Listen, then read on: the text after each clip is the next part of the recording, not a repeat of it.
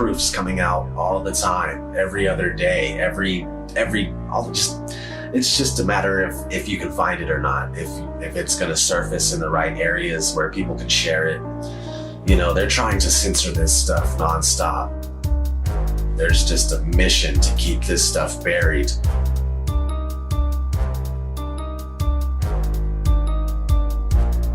I got mad love for all the flat earthers, man. Since day one, everybody's been doing their part, putting in work, and just picking up where they're finding slack, they'll pick it up, you know what I mean? Like, there's no spot in flat earth that is not covered. They're covering their zone, their quadrant, and they're just taking care of business, man. And if it wasn't for you, if it wasn't for all of us, we wouldn't be where we're at with this flat earth thing, man. They wouldn't be so scared. They wouldn't be trying to cover it up at every turn and stop it everywhere we look. Each and every single flat earther out there has played their part. And we wouldn't be where we're at if it wasn't for you. We wouldn't be heavily censored.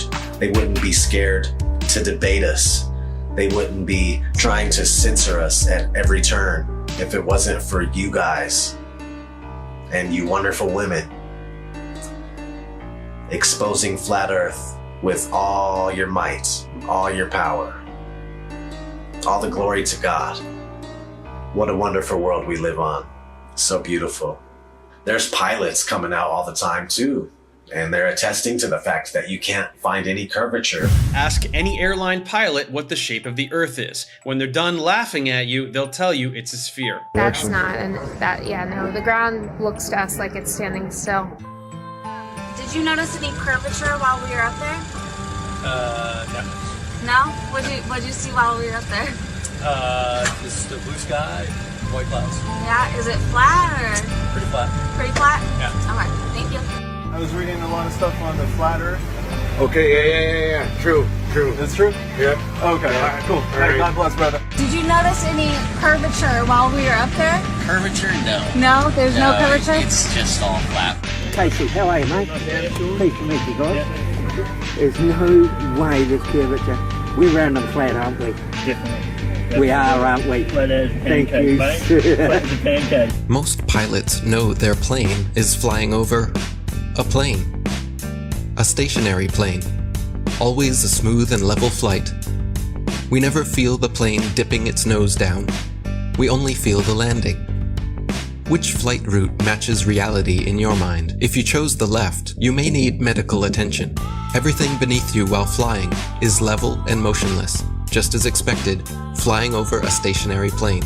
Sometimes it's hard to see far ahead of you, but other times... You could probably see the Rockies from Kansas. Wow. But here it's a clear day, but if it's smoky or hazy, obviously we can't see much. The world is so generous in its beauty, and you do your best to take pictures of it. It's just flat gorgeous. Silly actor not, you took the words right out of my mouth. Earth is flat and gorgeous, but they trick you to believe something else. Not every pilot instantly connects the dots and keeps quiet. Sometimes it can hit them 25 years later. Australië en dat is, want dit ding behoudt zijn stand, dus dit blijft blauw en dit blijft klein. Het is niet zo dat we opeens omklappen de verkeerde kant op. En dit was voor mij dat ik dacht, oh man, waar heb ik dat nooit eerder gezien na 25 jaar in cockpit? Dus zo geïndoctrineerd zijn we dus allemaal. Ja, het is toch, het is gewoon heel vervelend. Het is gewoon heel vervelend. Dat je daar al die jaren naar hebt gekeken en dat het kwartje nooit is gevallen. En ook zeg maar, toen ik eenmaal wist dat de aarde plat is, dat je naar buiten kijkt en dat je denkt, waarom heb ik nooit gezien hoe plat het eigenlijk is? Better late than never. Most pilots may have skipped over their training manuals. In their Flight Dynamics Summary, Section 112 explains all you'll need to know about what you're flying over. Heck, the military knows the same thing. NASA admits it as well. In tons of documents available to the public. They just assumed nobody would pay attention. This comes from the Army Research Laboratory. This one's from the CIA. There's another one from NASA. This report documents the definitions of linear aircraft model for the rigid aircraft of consistent mass flying over a flat, non-rotating Earth. This comes right from our own government. Now I have available 44 documents. Who do I give them to, sir? You give those to the city clerk, please. Which is this person here. So what I want is a law that's passed that we can't teach anything about the globe. We have to teach the truth of how things are. From the documents to the imagery, they are not flying around a curve heading to outer space.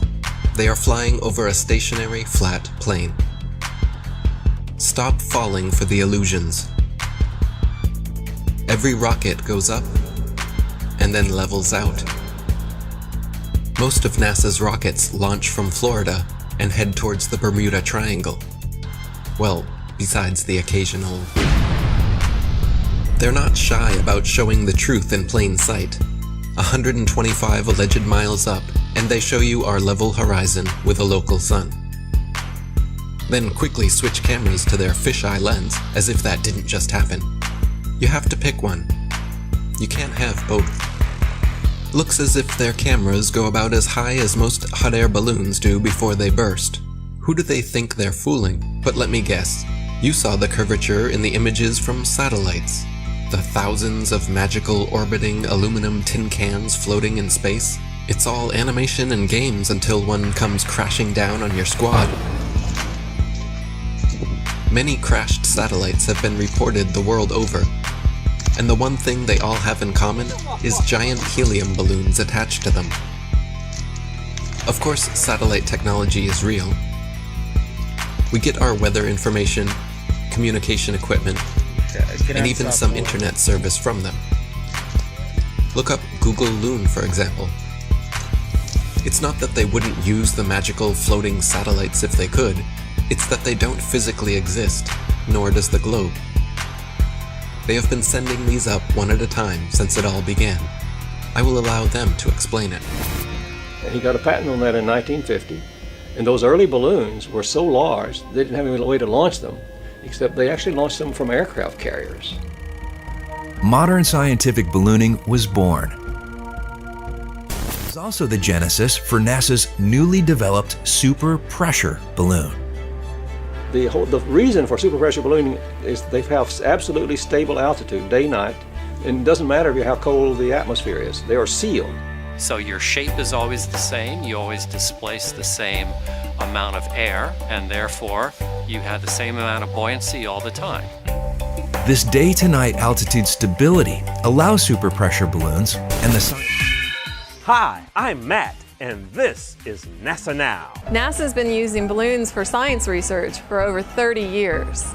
The exploration that can be done on balloons is continuing to grow. The standard balloon that I fly is about 660 feet long when it's made. So when it's inflated, it's over 400 feet tall by 440 feet wide. Think of a dome stadium. That's how big my balloons are. So let me get this straight. It is now public knowledge that they send up satellites on massive helium-filled balloons. As you should know, NASA is the largest consumer of helium in the world, for obvious reasons. But the issue with society is that they never critically think. Just think for a second here. If these are sent up to provide the world with all of the important information we need, and I'm sure the entire process is expensive and difficult to accomplish, then please explain to me what in the flat world do these pathetic animations do for you? Do they make you happy inside? Are they so super duper cool that you cannot see past the obvious CGI? The fact of the matter is everything NASA sends up on a balloon simply hovers above our motionless Earth. That is why they rarely speak about orbiting satellites, and of course, they never show footage. Here is some footage of a random evening with a man, the moon, and his Nikon P900. Notice anything floating up there? Forget it, Bart. It's so bright out you can't see anything in the sky except the Fox satellite. Another remarkable fact about NASA's balloon launches is that many are launched from Antarctica.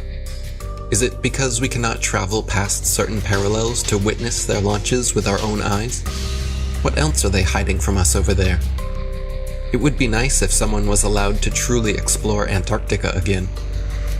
It sure has been a while since the last guy. Greetings to you, my young friend.